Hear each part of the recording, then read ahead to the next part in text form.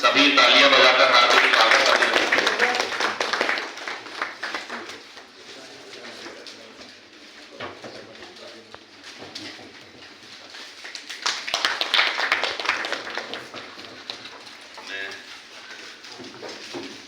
मैं अगले श्री एसके पाल सरकार महाविद्यालय के प्राचार्य जी हार्दिक स्वागत और अभिनंदन करें, पटका पहनाकर बुके देकर। ये बोलिए आप moment.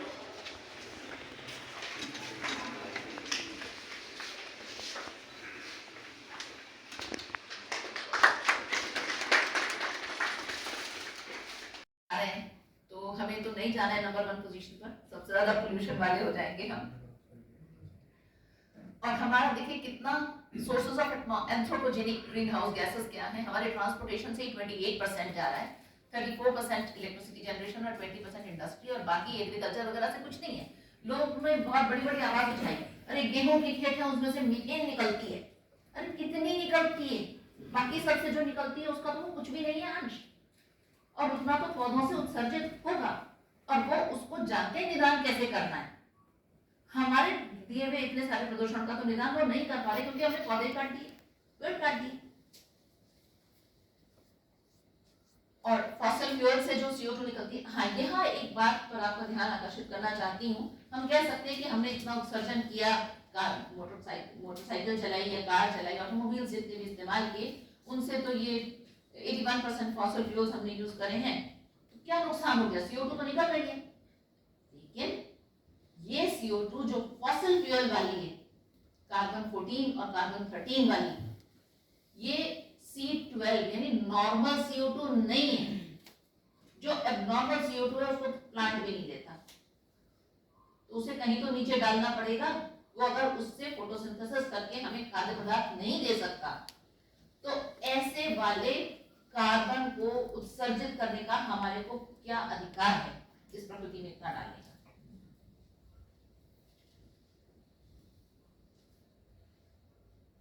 Human activities have increased the concentration of the major greenhouse gases since 1750.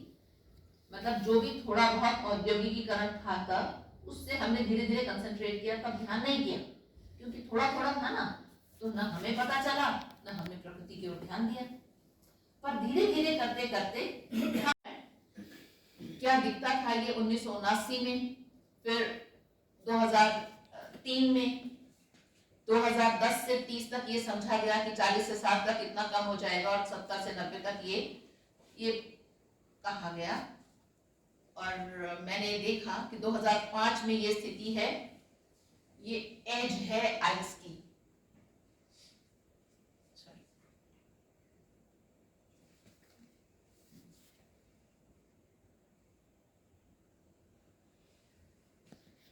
और जो 5.6 मिलियन किलोमीटर स्क्वायर थी, 4.3 मिलियन किलोमीटर स्क्वायर रह गई 2007 में, और अब जो टोटल फरवरी मार्च में, वो सितंबर में थी जब पढ़ना शुरू भी नहीं होती, और जब पड़ गई ice 14.61 million square kilometre in February March, which is 15th lowest over the 46 year satellite data record। ये अभी मार्च 2024 का है, ये रिसेंट पिक्चर है। और हालांकि ये देखिए कि ये एवरेज होता था आर्कटिक सी का, और अब यहाँ आ गए हम 2021 में, और 22, 23, 24 में ये नीली लाइन ये रही।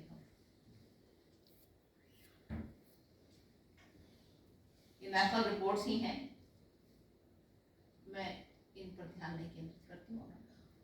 2 to 4 degree Celsius warming by 2100, ये कल्पना करी है कि अगर हम इसी पेस पर चलते रहे तो ये हाल होगा।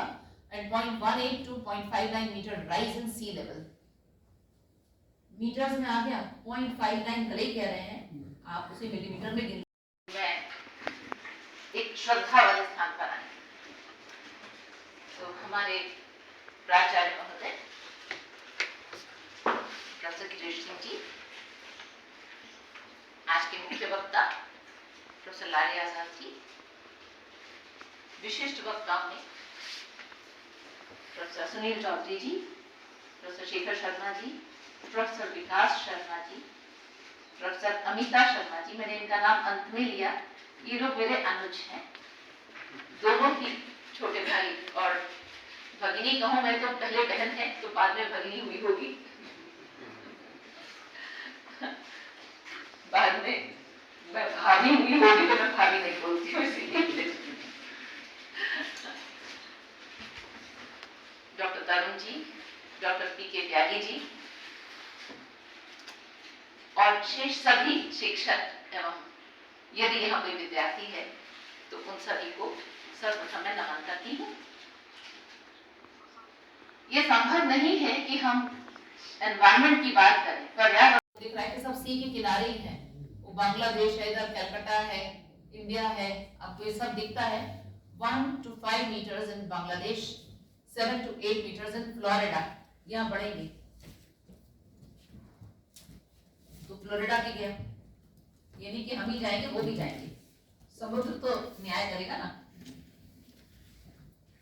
कार्बन डाइऑक्साइड एसिडिटीज, अभी एसिडिटी की बात अमिता जी ने भी बताई थी कि हम CO2 को जब हम सिंक कर रहे हैं ओशन में तो CO2 पानी के साथ मिलकर मतलब H2O के साथ मिलकर H2CO3 यानी कार्बोनिक एसिड बना लेता है। कार्बोनिक एसिड है तो वीक एसिड, लेकिन उसमें सॉल्ट है, कोई ऐसा नहीं है जो इसके एसिड तत्व को कम कर सके, तो एसिडिटी बढ़ने लगी। अगर एसिडिटी बढ़ जाएगी तो सॉल्ट घुलने लगेंगे और जिन सॉल्ट के कारण वहां के फिश, सी फिश एकदम अलग होती है, सी एनिमल्स सब अलग होते हैं क्योंकि वो उतने सॉल्ट के साथ ही चलते हैं। ऐसा हम सोचते हैं ना कि उसको निकाल कर साफ पानी में रख दे तो अच्छा